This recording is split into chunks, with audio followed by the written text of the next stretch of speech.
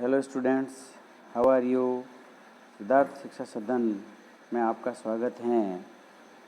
I think you are well and regular study. आज प्रिय विद्यार्थियों हम चैप्टर 18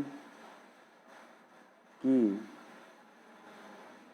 प्रश्नावली प्रोबेबिलिटी एक्सरसाइज 18 पढ़ेंगे, जिसके अंदर एक ही बताया हुआ है। सबसे पहले देखते हैं कि इसके अंदर इंट्रोडक्शन करना बहुत ज़रूरी है। तो हमें इसका इंट्रोडक्शन में देखेंगे कि इंट्रोडक्शन के अंदर सबसे पहले in our daily life many such incidents take place which have more than one result.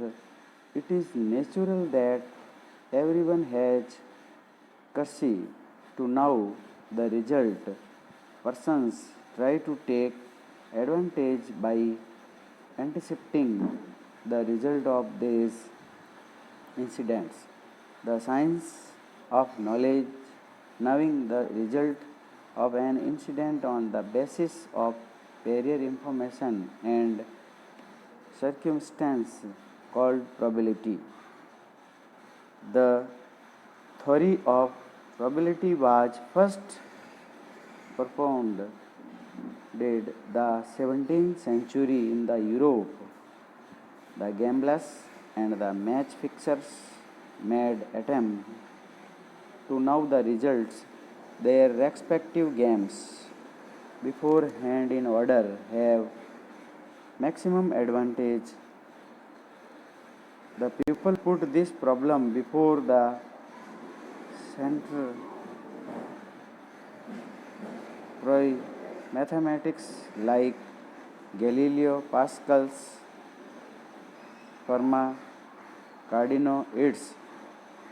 These mathematicians developed certain mathematical method to solve this problem, and constitutively this branch of mathematics came to exist.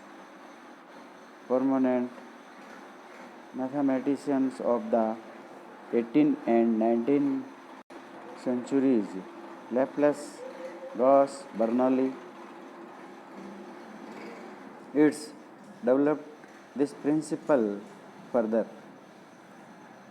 In the 20th century, sampling theory, decision theory, its based probability theory were developed, and credit of these go to R.S. Fisher and Karl Pearson.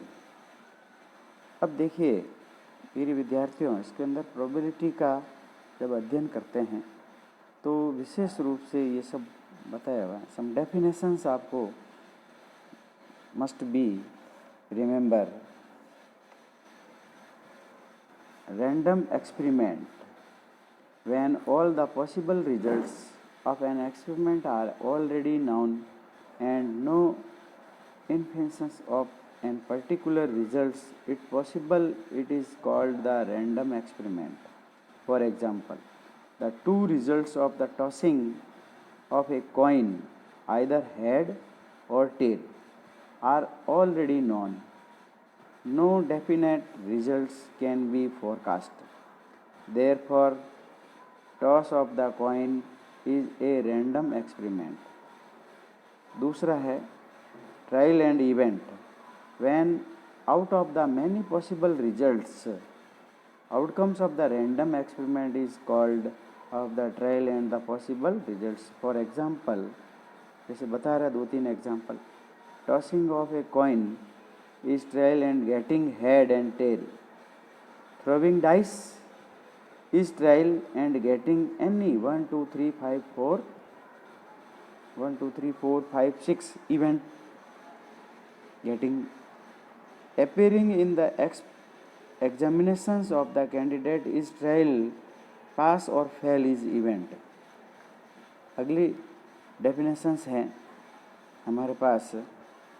Simple event, when in a trial only on one event takes place at a time is simple events. ये बता रहा है simple event, यानी हम कोई भी trial करते हैं तो उसमें एक बार ही कोई आंसर प्राप्त हो जाता है, ये सिंपल इवेंट कहलाता है. जैसे for example, drawing ball from A bag contains few black and white balls is simple event.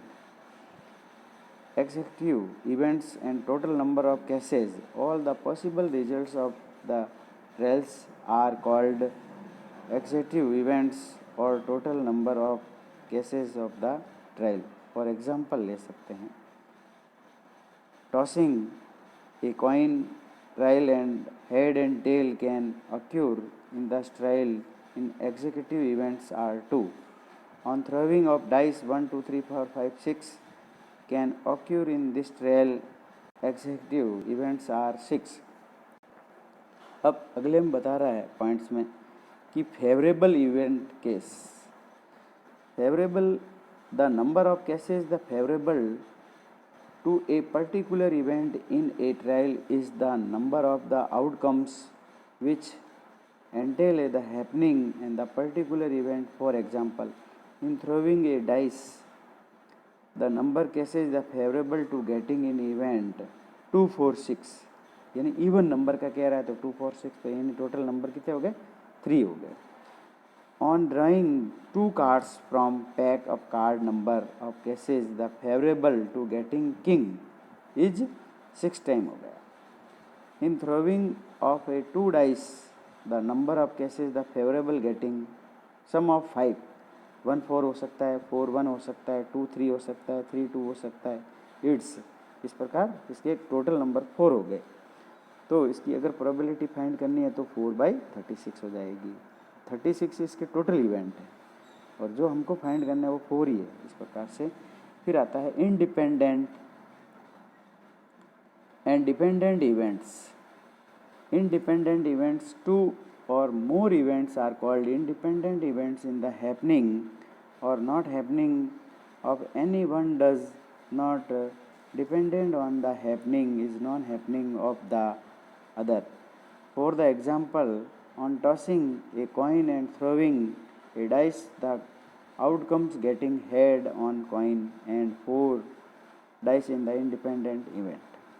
Dependent, 2 or more events are called dependent event of the happening of any one does dependent on the happening of the other. Example, a card drawn from an ordinary pack of cards should be a paired card. After that, without replacing in the pack again drawn the card that should be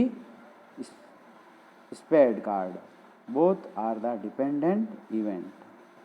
अगला definitions हैं हमारे. Mutually exclusive और disjoint event. 2 or more events are said to be mutually exclusive or disjoint event. It no two more occur simultaneously of the same trial if the occurrence of any one of them prevent of the occurrence of other. Example, on tossing of a coin, occurring of the head and tail are naturally the exclusive events. A card is drawn from a pack card, it being a king or a queen are mutually exclusive events. अब देखिए, equally likely events. If any experiment possibility happening events its same, then such events are called equally likely events. For example, likely events. In tossing coins, getting head and tail equally. In drawing card from pack card, it will be red and black card is equally likely events. अगला आता है compound events. If two more events happen at a time are called the compound events and joint event. For example, in two bags there are some blue and some red balls.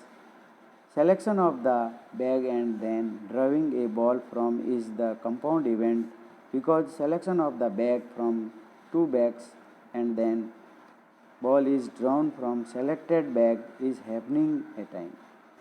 अब देखिए हम बता रहे हैं अगला में कि sample point of the sample space the sample points of the tossing for two coins, तो इसकी टोटल स्थितियाँ बन जाएगी एच एच यानी head head, head tail, tail head, tail tail. इस प्रकार इसकी कुल स्थितियाँ 4 आ जाएगी, 4 आ जाएगी। ये इसकी स्थितियाँ बन सकती हैं।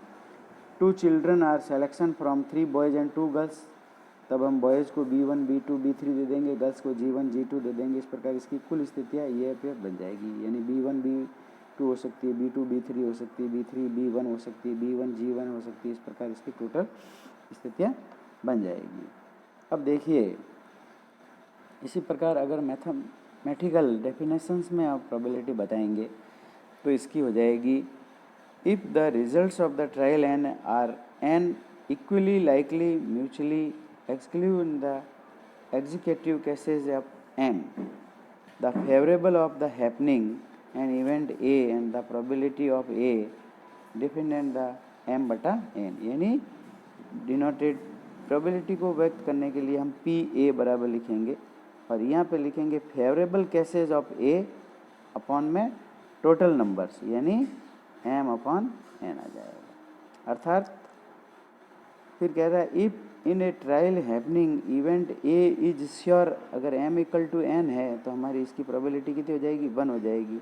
If happening event A is impossible घटना होती है तो एम इक्वल टू 0 हो जाएगी, अर्थात प्रोबेबिलिटी 0 हो जाएगी। प्रोबेबिलिटी की जो value therefore of any event probability is 0, equal, greater than भी हो सकती है, 0 के बराबर भी हो सकती है और 0 से बड़ी भी हो सकती है और 1 से 1 के बराबर भी हो सकती है और 1 से छोटी भी हो सकती है। ये आपको 2 चीज़ें ध्यान रखनी है। प्रोबेबिलिटी की जो वैल्यू होगी वह हमेशा 0 और 1 के बीच में भी होगी और 0 की बड़ी हो सकती है और 1 से छोटी हो सकती है, ये ध्यान रखना है। यानी 0 से बड़ी और 1 से छोटी, यानी प्रोबेबिलिटी की जो वैल्यू आएगी यानी पी ए बराबर इसमें न्यूमिनेटर होगा वो हमेशा स्मॉल होगा और डिनोमिनेटर होगा वो हमेशा बिग होगा, यानी बड़ा होगा, इस लार्ज नंबर होगा।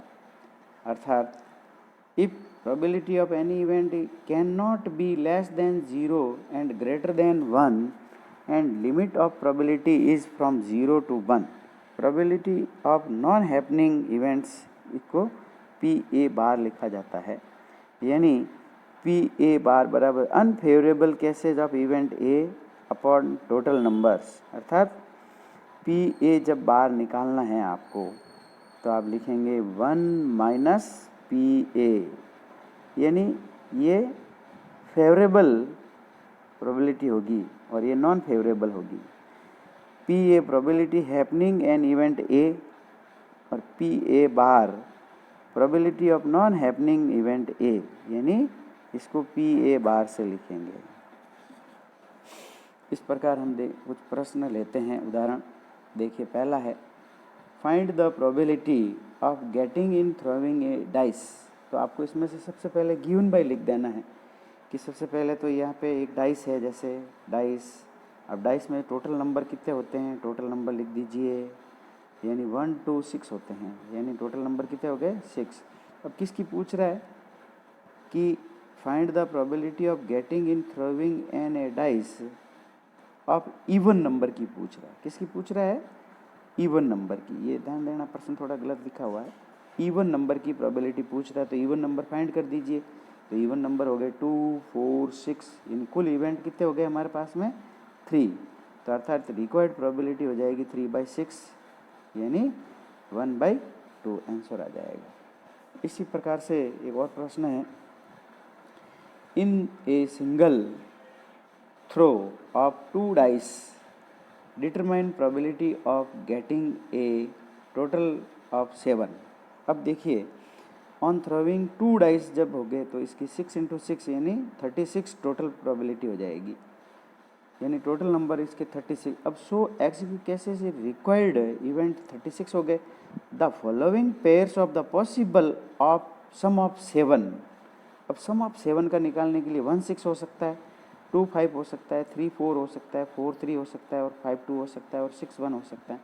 इस प्रकार से इसके टोटल इवेंट कितने हो गए, 6 इवेंट हो जाएंगे, यानी जिसका रिक्वायर्ड इवेंट है वो 6 होगा, अर्थात रिक्वायर्ड इसकी प्रोबेबिलिटी होगी वह हो जाएगी 6/36 यानी 1/6।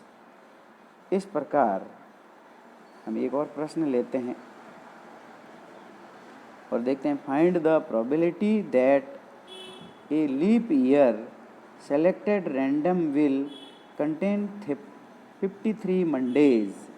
We know that in leap year there are 360 days. So 52 complex week and 2 days are remaining. The 7 possibilities of the 2 days.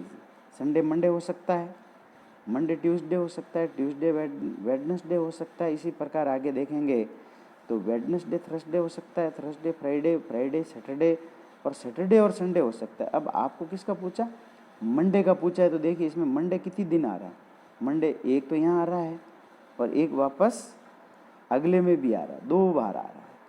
तो अर्थात so executive cases of the required event तो हो गए 7 and out of 7 possible cases in 2 cases Monday occurs of the favourable cases हो गए 2, तो required probability हो जाएगी 2/7। इस प्रकार से इसकी प्रोबेबिलिटी निकल जाती हैं। देखिए प्रिय विद्यार्थियों, इसके अंदर एक कार्ड्स में नहीं बताया हुआ है, जो मैं कार्ड्स का बता देता हूँ। देखिए कार्ड्स के अंदर आपके सबसे पहले एक तो होता है डायमंड, जिसका कलर होता है रेड। ये इस प्रकार का डायमंड होता है और इसका कलर ध्यान रखना आपको रेड होता है, जिसके अंदर एक किंग होता है, एक क्वीन होती है, एक जैक होता है और एक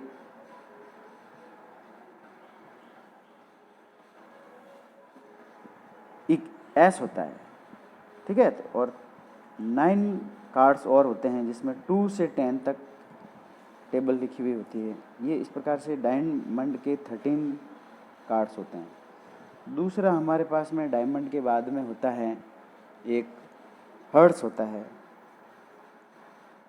यानी हर्ट्स होता है, जिसको हम इस प्रकार से बता सकते हैं, ये हर्ट्स होता है। इसका भी कलर रेड होता है और इसमें भी वो होते हैं जो डायमंड में होते हैं। इसी प्रकार से फिर अगला होता है एक स्पेड होता है, जो कि स्पेड में इस प्रकार का होता है। ये पानी होता है स्पेड, लेकिन इसमें डंठल लगा हुआ रहता है, यह ध्यान रखना है, इसको स्पेड बोला जाता है। और इसमें भी वही कार्ड्स होते हैं जो कि डायमंड में बताए गए हैं। इसी प्रकार अगला होता है एक क्लब्स होता है और क्लब्स के अंदर भी इस प्रकार का बना हुआ होता है। ये इसके अंदर भी वही एक 1 एस होता है, 1 किंग होता है, 1 क्वीन होती है, 1 जैक होता है और 2 से 10 तक कार्ड्स होते हैं। इस प्रकार से 13 कार्ड्स होते हैं। अब इसकी भी प्रोबेबिलिटी के कुछ प्रश्न पूछ सकते हैं, जो कि आपको फिर इसका एक और अगले वीडियो में बताया जाएगा। प्रिय विद्यार्थियों, आप चैनल को ज़्यादा से ज़्यादा लाइक करें, शेयर करें तथा सब्सक्राइब भी कर लें। और thank you for watching video.